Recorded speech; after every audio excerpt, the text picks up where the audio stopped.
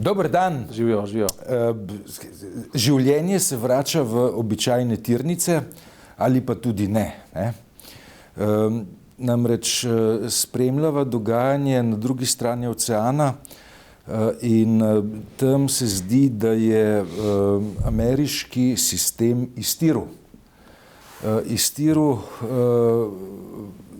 Da je konsenza, ki je bil v ZDA glede nekih temeljnih določil, morda celo konc, in da se probleme v ZDA rešuje morda tudi z vojsko.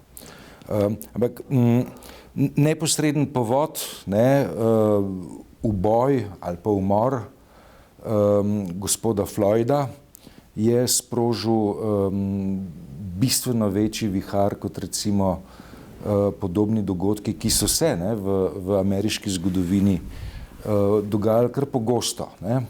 Kaj je razlog za tokratno eksplozivnost, po tvojem mnenju?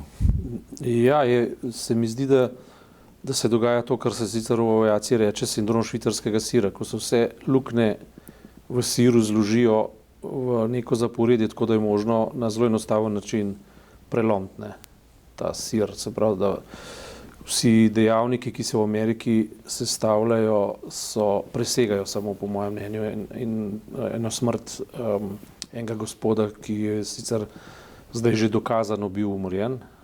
To se pravi, da je 8-minutno klečanje na vratu. To je bilo pač usodno. Ampak zdi se, da to delež presega ta dogodek. Vsi ti nemiri, po vseh državah gori.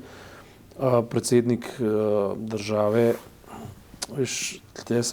tle se pa zdaj začenja dogajati mogoče celo začetek konca Donalda Trumpa. On je zelo naklonjen temu, da bi na ulice poslal vojsko, kar pomeni, da iz svojega ljudstva, iz svojega elektorata naredi pravzaprav sovražnika. Ameriška vojska je vzgojena in narejena na obrambo svoje lastne države, ni pa narejena za obrambo države pred državljani. In to nekateri upokojeni generali opozarjajo. To bi jaz rekel, da je to standard v narekovajih zahodne civilizacije. Vojska je inštitucija, ki je namenjena obrambi države navzven. Zdaj je nekaj variacij na to temo. Se pravi, ob naravnih katastrofah se vojsko pokliče, ob opravljanju kakšnih pomožnih dejavnosti. Videvamo vojsko od leta 2001 na ulici zaradi teroristične grožnje tudi, treba priznati, ampak to so vendarle neka stražarska pooblastila.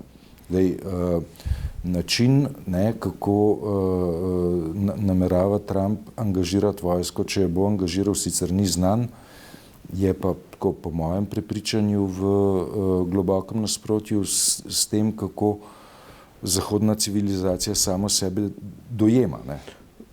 To je opis, ki je ustrezen.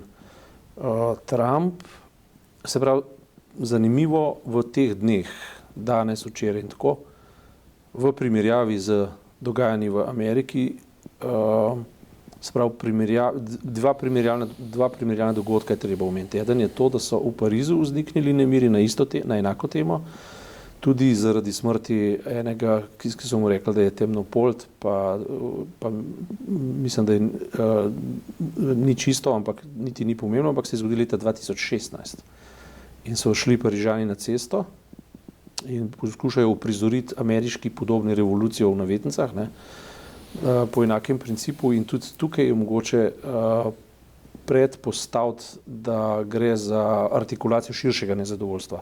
Drugi dogodek je pa to, da je Vladimir Putin iz Kremlja poslal sporočilo, da je Rusija na zakonski ravni z novimi določili sposobna braniti državo tudi z jedrskim orožjem, tudi če bo napadena konvencionalno. To so zelo zanimivi premiki v mednarodnih praksah. Če razširva pogled in se vprašava, se vrnemo recimo v leto 1989, padec Berlinskega zidu, in v začetek konca nekega ravnovesja med vzhodnim in zahodnim blokom in se vprašava toliko let potem, kaj se je, kam so silnice svetovne ureditve in demokracije pripeljale v toliko letih. To se pravi, v Ameriki imamo, Amerika je bila vedno po vojni garant nekega demokratičnega vzpostavljanja sveta, saj tako se je govorilo, čeprav pač socialne ali pa socioanalitične študije kažejo pravzaprav, da se že po prvi svetovni vojni začel pohod neoliberalizma pa kapitalizma, kar je pravi odgovor za to, kar se zdaj dogaja. Ampak takrat je bila neka svetovna ureditev, ki je imela rezultat potem tudi v Svetovni zdravstveni organizaciji, v UNESCO, v UNICEF-u, v Združenih narodih, v temeljnih človekovih pravicah. Vse to v Ameriki ta trenutek pada. In to Svetovna zdravstvena organizacija. Vse pada. Vse, kar je bilo namenjeno globalnemu svetovnemu miru in novi ureditvi, pada. In to v Ameriki toliko let po padcu Berlinskega zidu. In na drugi strani, toliko let po padcu Berlinskega zidu v Sovjetski zvezi, nekdani zdajšnji Rusiji, se spet vzpostavlja nek monarhičen, avtoritaren lik, tako kot v Ameriki je avtoritaren in semi-monarhičen lik Donalda Trumpa, v Rusiji pa Vladimirja Putina, nek caristični princip, ki v bistvu spet koncentrira svojo moč v nacionalno velesilo z jedrskim pogonom, ki preprosto pove, da se odpoveduje svetovni ureditvi brez jedrskega miru, tudi pod pogoj, da bi bili napadeni konvencionalno. Zelo jasno in namignil, da je to na nek način odziv tudi na zadnje ameriška nova laserska orožja.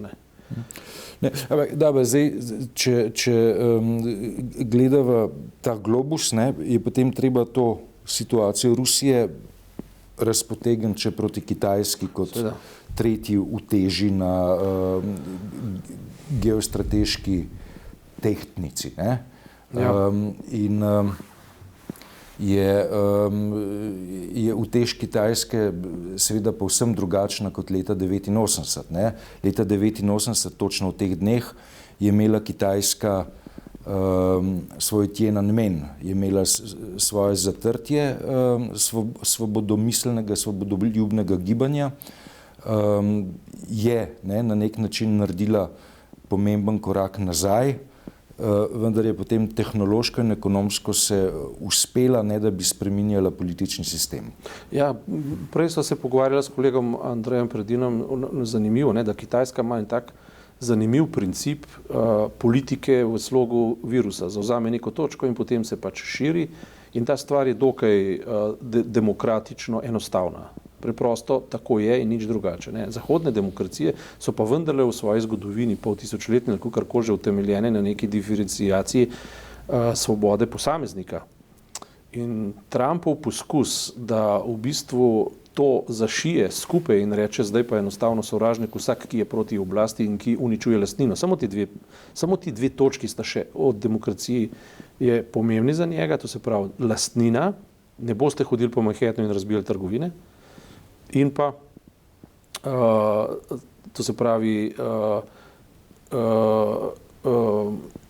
on hoče imeti absolutni mir in vojsko lahko uporabi tudi za notranje politične namene. Nekatere trese zelo v Ameriki, enostavno rečejo, starejši generali, ki so vzgojeni v nekem spodobnem duhu izpolnjevanja ukazov in neke doktrine, Izpolnjevanje spodobnih ukazov. Ja, ampak s predpostavko, da zakon ne predvideva ničesar, kar se obrne proti ljudem, proti državljanom. Ti protesti pa so državljanski protesti. To niso samo protesti huliganov, ampak so državljanski protesti. Na to pač opozarjajo in rečejo, recimo poveljnik, Donald Trump je za oseben politični prestiž par dni nazaj šel pred cerkev, dvignil Biblijo, z njo pomahal in pokazal, kako češ, to je vrhovna avtoriteta. Predtem je dobil poveljnik vojske oziroma policije ukaz, da mora tisti trg pred cerkvijo počistiti protestnikov, in to so storili z gumijavkami, z gumijastimi naboji in z solzivcem. In potem je ta poveljnik izpovedal, da on je bil na nek način prevaren, da on ni vedel, da gre tle za neko politično manifestacijo, on je mislil preprosto, da dobil je ukaz, da s popolnoma drugimi nalogami. Ne, da gre za neko politično manifestacijo predsednika, ki se bo tam postavil in se dal poslikati, ampak da delajo red. Ne. Ti nesporazumi so v bistvu postali konstanta in vsi služijo v bistvu napihovanju avtoritete zdajšnjega predsednika, ki jo pa očitno izgublja. Ameriški puli zdaj kažejo 5 do 10% konstantno razliko med Bidenom in med Trumpom. A imaš ti vtis, da smo ko gre za ZDA v eni odločilnih etap boja za predsedniško zmago, ali je pravzaprav na mizi večja stava? Na mizi je precej večja stava. Ali gre za stavo? Jaz sem slišal eno od analiz, ki pravi tako, da je ljudstvo razkačeno, ljudstvo se je zateklo k revoltu, zaradi tega, ker ima samo dve alternativi. Ena je neofašizem, ena je pa neoliberalizem. Analitik, ki je to izrekel, je harvardski profesor, da se razumemo. Zelo dobra analiza in te dve alternativi se stikata na neki točki. In to je problem. Ker recimo... Ker tukaj neke tretje opcije v ameriškem primeru, se pravi opcije države blaginje, ki so je pa ZDA bile vajene tja do globoke sredine 70-ih let, že zelo dolgo časa ni več. In če sodim po nemirih, ki so protirasistični, hkrati pa z elementi socialne stiske, ki jo je dodatno podžgala epidemija, ki je v siromaštvo pahnila na desetine milijonov ljudi, je pravzaprav tukaj klic k temu, da se ponovno, po dolgih desetletjih, vzpostavi nazaj država blaginje.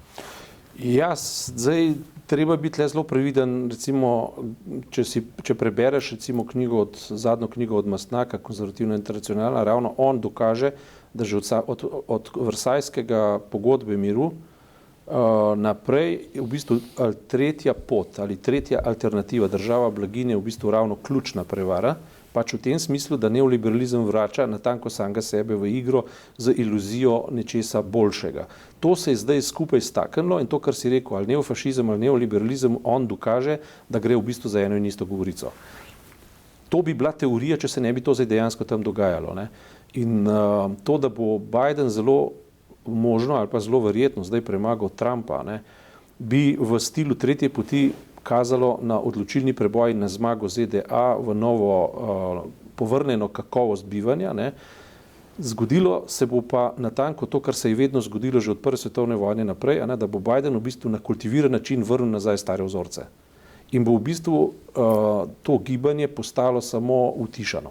Se bo utišalo in se verjetno v tem smislu ne bo zgodilo nič, ali drugače povedano se bo problem prestavil v prihodnost samo, medetapno se bo prestavil v prihodnost. Medtem se pa cel svet pod vplivom nekih novih globalnih trendov, očitno tudi koronavirusa, spreminja v nekaj Ameriki neznanega oziroma svetu, Zahodu nepoznanega. Od prve svetovne vojne naprej smo živeli v nekem vzorcu, ta vzorc se pa zdaj na nek način spreminja. In če rečeva zdaj tako, da midva zdaj problem minimizirava na absolutno izhodišče v Ameriki in da temu izhodišču rečeva zdaj virus, koronavirus. Kaj je koronavirus? Katero vprašanje bo koronavirus tako zlohotno ali pa, če hoče čisto preprosto, cinično? Katero vprašanje bo cinično postavil? Ja, ali imate javno zdravstvo? Ja, nimate ga prav. Se pravi, toliko bolje za mene. Za virus. Za virus, seveda. Ja. Bom rekel, toliko bolje za mene. Zakaj?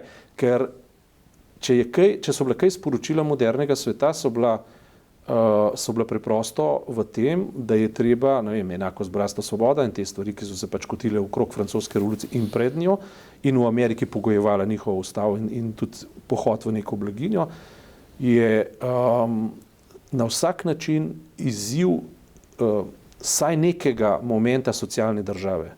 je izziv prihodnosti, v tem ni nobenega dvoma. In če bi kaj država morala skrbeti, bi morala skrbeti za to, da eno javno zdravstvo postavi na neko spodobno raven. In v Ameriki ravno tega ni. In zato je tam ni naključje, da je tam da je ta socialna odtujenost ljudi od lastne države dobila svoj obraz. In ta trenutek ga ima. In to so občutki, ki se bodo seveda selili povsod po svetu. Ne, če so zdaj v Parizu po enakem ključu vzniknili, ne, že lahko govorimo o nekem vzorcu, ti kot sociologa boš prepoznal, ne, ampak gre pa za natanko enak vzorec, kot bi ga lahko srečali recimo v Sloveniji že jutri, ali pa smo ga že včeraj recimo. Ne. Kaj povprečen slovenski protestnik reče, ne, v končni fazi, ne? Ali gre še za mojo državo, ali to ni več moja država, ali to država bodi si elite, bodi si kapitala, bodi si nekoga, ki mi predpisuje življenje, tako da jaz več ne preživim, medtem ko je on vedno bogatejši. In protestnik bo zdaj rekel, ali recimo tipična dilema, ki so jo odpirala par mesecev nazaj, ne, je v Sloveniji, ali bi predrugačili, namreč to je predlog nove vlade, ali bi predrugačili naborniški sistem tako, da bi se spet regrutiral iz neplačanih vojskih državljanov. Ne. Ja. In kot sva že takrat ugotovila, vsak slovenski državljan bo rekel, moja dolžnost do države stoji, jaz sem pripravljen to riskirati, vendar pod pogojem, da je to moja država. Se pravi, ta država mora imeti elemente prepoznave, a ne, in ker jaz jo branim zato, ker so v te take vrednote, ki jih jaz zagovarjam in od katere imam ne samo koristi, ampak tudi nek svoj ponos, neko svojo zavest državljansko in tako naprej, se pravi javno šolstvo, javno zdravstvo, dostopnost do znanja, dostopnost do dobrin, dostopnost do preživetja, skratka dostopnost do vsega tega, kar našo zahodno civilizacijo dela lepo. Ne?